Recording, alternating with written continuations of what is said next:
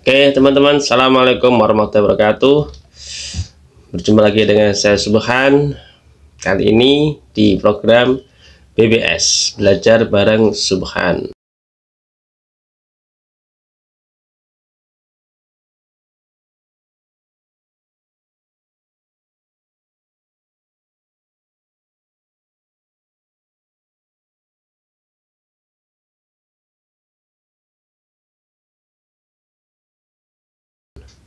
Nah teman-teman, untuk edisi kali ini saya ingin belajar bareng teman-teman.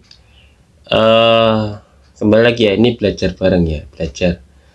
Tentu saya akan belajar dari apa yang saya alami, yang saya lihat, yang saya baca, yang saya dengar. Saya sampaikan, mudah-mudahan bisa bermanfaat lah ya. Nah, saya ingin belajar tentang apa ya? Ya, tentang salah satu unsur kehidupan ya. Tentang rezeki lah.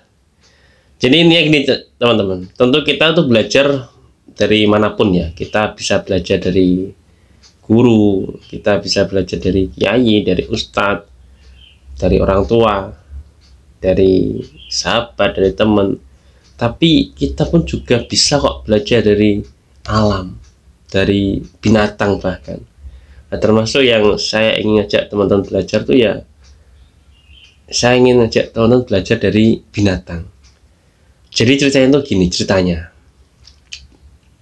saya tuh sedang ke belakang rumah, bagian belakang ya, itu pas bersih-bersih, itu tahu-tahu muncul keluar seekor kecoa, coro ya, coro atau kecoa lah ya, kecoa.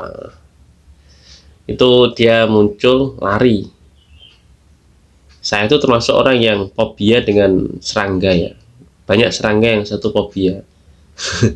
Satu fobia dengan banyak serangga, dengan laba-laba saya juga takut, dengan kecoa nggak tahu ya, itu entah takut, entah geli, entah jijik, entah gimana. Jelas satu gitu loh ya. Jadi ketika kecoa itu muncul, spontan saya juga menghindar. Biasanya kalau saya terpaksa, misalnya saya harus membunuh binatang tersebut. Oke, maaf tadi ada sedikit sponsor ya. Jadi saya lanjutkan. Jadi kalaupun saya kedapatan ada serangga entah itu kecoa, entah itu laba-laba, entah apa itu, kalau saya terpaksa harus membunuhnya, tentu membunuhnya bukan karena saya benci ya, tapi ya dengan alasan yang mudah-mudahan saya diampuni ya. Itu saya bunuhnya itu kadang harus pakai alat, entah pakai sandal gitu. Jadi saya gitu punya dasarnya itu karena takut, karena geli, karena fobia gitu. Sehingga ya itu. Oke, lanjut ya. Jadi saya ketika bersih-bersih tahu-tahu ada coro keluar gitu ya, kecoa gitu, keluar. Saya agak menghindar, jingkat gitu. Gitu ya. Gitu ya. Saya agak jingkat gitu. Akhirnya kecoanya berjalan dengan sesuka hatinya, karena tidak saya kejar, tidak saya bunuh, tidak saya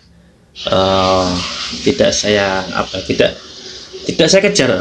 Pokoknya dia berjalan dengan sesuka hatinya tanpa intimidasi dari saya. Di kecoa muncul, saya jingkat, saya takut gitu ya, saya agak lari gitu, sehingga kecoanya bisa berjalan tanpa intimidasi dari saya. Jadi kan dia kemana jalannya itu kan bukan karena saya kejar ya, dia berjalan gitu bebas.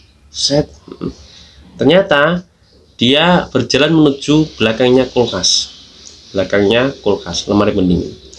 Dia jalan jalan di tembok, merayap dia sempat mengepakkan sayapnya tapi nggak jadi terbang. Dia jalan menuju ke belakang kulkas. Sebenarnya saya nggak kepo, tapi karena memang saya sedang bersih-bersih ya, saya juga melihat oh ini kecoanya kemana.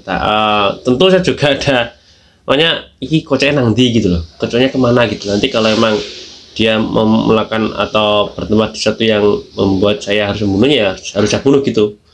Tentunya ya tadi ya, akhirnya saya melihat dia tuh di belakangnya kulkas. Beginilah cara lebah membuat madu, yang sering buat kita bertanya-tanya.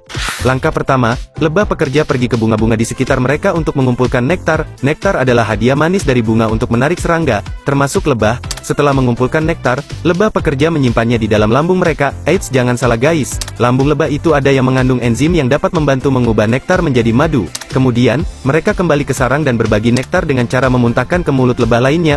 Unik banget ya guys. Lalu, lebah mengeringkan nektarnya dengan cara mengayuhkan sayap mereka.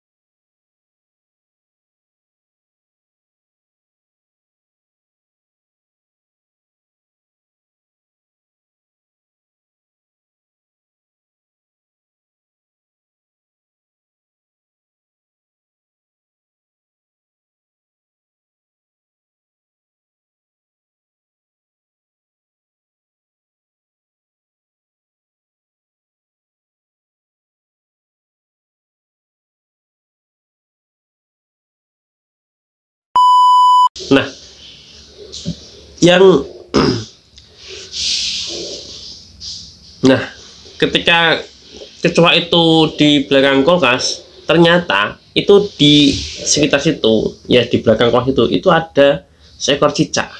Seekor cicak. Cicak itu kan nggak bisa terbang ya, nggak bisa terbang. Dia mungkin sudah ada di situ ya, dan di situ ada kecoa keluar, ya kan? Dan ingat, kecoanya keluar tuh karena saya sedang bersihkan area tadi. Jadi saya sedang bersihkan sebuah area di pojok rumah saya bersihkan, tahu-tahu kecoanya keluar, ya kan? Kecoanya keluar, kemudian dia menuju ke belakang kulkas. Nah, di belakang kulkas ternyata ada cicak. Nah, cicaknya dengan tanggapnya langsung menangkap kecoa itu, digigit, ya dimakannya, digigit gitu. Terus ya terjadilah pergolakan perkelahian antara kecoa dan cicak. Tentunya menang cicak karena sudah digigit. Singkat cerita, kecoa ini menjadi santapan cicak. Kecoa ini menjadi santapan cicak, ya. Saya ulangi lagi ya kronologinya. Berawal dari saya membersihkan satu pojok rumah saya, keluar kecoa, saya jingkat, kecoanya berjalan sesuai keinginannya menuju belakang kulkas. Di belakang kulkas ternyata sudah ada cicak. Cicak ini langsung, karena ada kecoa, langsung kecoanya dihap, dimakan sama cicaknya. Rezeki buat cicak. Pelajarannya apa teman-teman? Ini menurut saya ya, kalau saya mengambil pelajarannya adalah, wah ternyata memang benar. Ada ulama, ada orang bijak mengatakan rezeki itu tidak akan gini, rezeki itu sudah tahu alamat penerimanya. Rezeki itu kan dari Allah ya, rezeki itu dari Allah, dan rezeki itu tidak akan salah alamat. Jadi karena kecoa itu memang rezekinya cicak, ya nyatanya dia berjalan menuju belakang kulkas, yang mana belakang kulkas itu ada cicak, terus dimakan sama cicak itu. Jadi rezeki itu tidak akan salah alamat. Kalau rezeki itu memang jatah kita, pasti akan menuju kita gitu, pasti akan menuju kita. Bahkan dalam keadaan cicak yang tidak berusaha. Sudah doa, cari baju sendiri di kamar. Dek Yus, cari baju di kamar. Bahkan untuk ukuran cicak tadi yang dia tidak berusaha, dia kan di belakang kulkas, tahu-tahu rezekinya datang, menjemput dia, menemui dia, dan dimakan sama cicak itu. Nah, artinya kita tidak perlu, menurut saya ya, silahkan dikomentari, di bantah, di apa terserah ya. Kita belajar bareng ya, kalau saya salah dikoreksi ya. Artinya kita tuh nggak perlu terlalu mengkhawatirkan tentang rezeki ya. Tentu saya tidak mengatakan bahwa kita sudah nggak usah kerja, nggak usah bergerak, toh cicak itu tidak bergerak, tahu-tahu kedatangan rezeki. Bukan seperti itu. Kita pun juga harus bergerak, kita pun juga harus bekerja, berikhtiar. Poinnya adalah kalau kita sudah berikhtiar, sudah berusaha, sudah melakukan hal-hal syar'i yang boleh kita lakukan, maka sudah jangan terlalu khawatir, jangan terlalu risau terhadap yang namanya rezeki. Rezeki kita pasti akan datang menemui kita. Rezeki kita pasti akan datang menemui nektar dengan cara memuntahkan ke mulut lebah lainnya. Unik banget ya guys. Lalu, lebah mengeringkan nektarnya dengan cara mengayuhkan sayap mereka. Ini penting untuk mengurangi kadar air dalam nektar madu yang sudah jadi. Kemudian lebah pekerja menutup sel-sel madu dengan lilin lebah, untuk melindungi madu dari serangga lain dan kelembaban. BTW, lebah membuat lilin ini dengan cara menggumpalkan lilin menggunakan mulut mereka. Setelah menunggu beberapa saat, akhirnya madu tersebut siap untuk dipanen, yang akhirnya kita dapat makan juga, atau disantap oleh para koloni lebah, dan larva lebah. Gitu aja sih.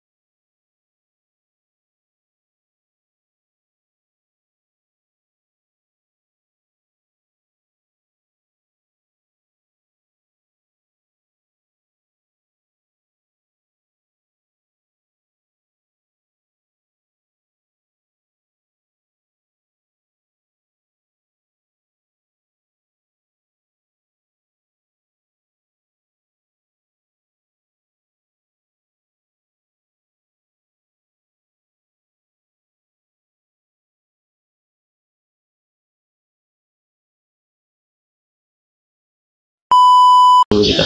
Bahkan keyakinan saya, seandainya pun kita tuh tidak mau bergerak sekalipun, kita pasif saja, pasti kok rezeki juga akan datang menemui kita.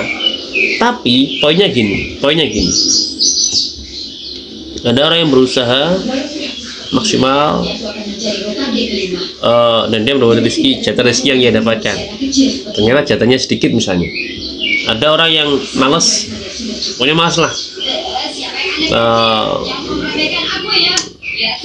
bekerjanya salah-salan, males gitu, nggak semangat, tapi jatah rezekinya banyak dan dia mendapatkan rezekinya, ada jatahnya dia. Maka kalau menurut pandang saya, lebih mulia orang yang bekerja ini meskipun jatah rezekinya sedikit. Karena gini anak-anak, bukan anak-anak ya, teman-teman. Karena gini teman-teman, jatah rezeki itu kan jatah ya, bukan karena usaha kita. Sekali lagi, itu jatah ya, sudah Allah tetapkan. Si fulan dapat sekian, si fulan dapat sekian, si A dapat sekian. Tapi kalau usaha itu ikhtiar kita, dan Allah menilai ikhtiar kita, gitu ya. Jadi poinnya adalah saya ingin mengajak teman-teman belajar bahwa jangan terlalu risau dengan rezeki. Rezeki sudah ada yang menentukan, yaitu Allah Subhanahu wa Ta'ala. Jatah rezeki kita tidak akan tertukar dengan siapapun. Jatah rezeki kita tidak akan salah alamat. Silakan berusaha semaksimal mungkin dengan jujur, sudah. Untuk masalah hasil, biarlah Allah yang menentukan. Pembagian Allah, pemberian Allah itu pasti yang terbaik buat kita. Kadarnya itu pasti sudah Allah takar, itu cukup buat kita, pasti gitu ya.